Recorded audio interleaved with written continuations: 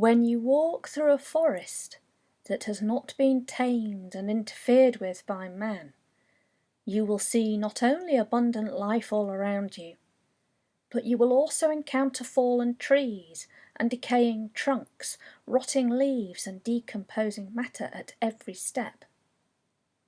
Wherever you look, you will find death as well as life. Upon closer scrutiny, however, you will discover that the decomposing tree trunk and rotting leaves not only give birth to new life, but are full of life themselves. Microorganisms are at work.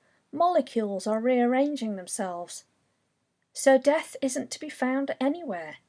There is only the metamorphosis of life forms. What can you learn from this? Death is not the opposite of life. Life has no opposite. The opposite of death is birth. Life is eternal.